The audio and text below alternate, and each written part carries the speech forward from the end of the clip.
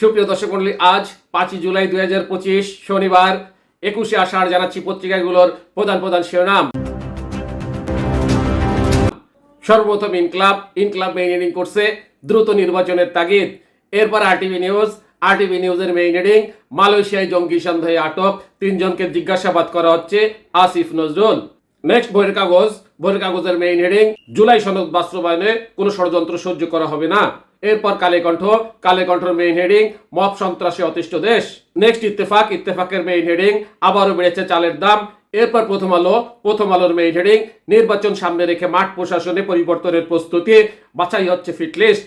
Next সমকালের main heading, কৃষকের গোলা খালি হওয়ার পর চড়ছে চালের বাজার। এরপর যুগান্তরের মেইন হেডিং, যুদ্ধবৃত্তির শর্ত ভেঙে লেবাননে ফের হামলা করলো ইসরায়েল। নেক্সট জনকণ্ঠের মেইন হেডিং, পাকিস্তানের সঙ্গে সংঘাতের পর ড্রোন শিল্পে বিশাল বিনিয়োগ বাড়াচ্ছে ভারত। এরপর আমাদের সময়ের মেইন হেডিং, হামাস যুদ্ধবিরতির বিষয়ে ইতিবাচক প্রক্রিয়া জানিয়েছে 50 ফিলিস্তিনিকে হত্যা।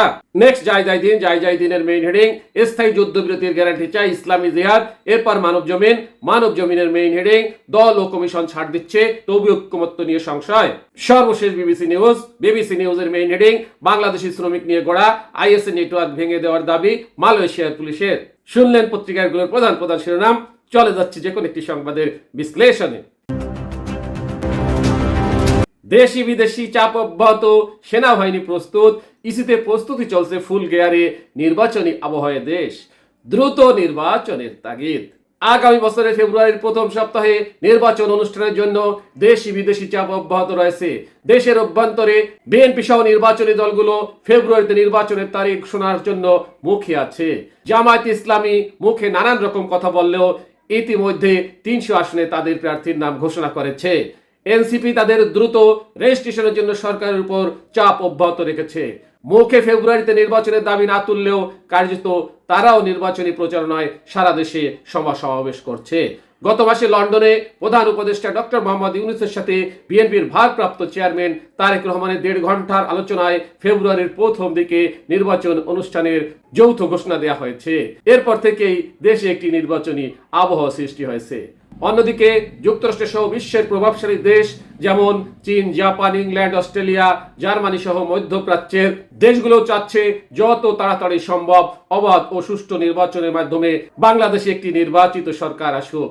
আন্তর্জাতিক সংস্থা যেমন IMF, ADB, world bank, JICA, ইউরোপীয় ইউনিয়ন ও ফেব্রুয়ারিতে নির্বাচনের ঘোষণার পর তাদের প্রতিশ্রুত অর্থ ছাড় করেছে।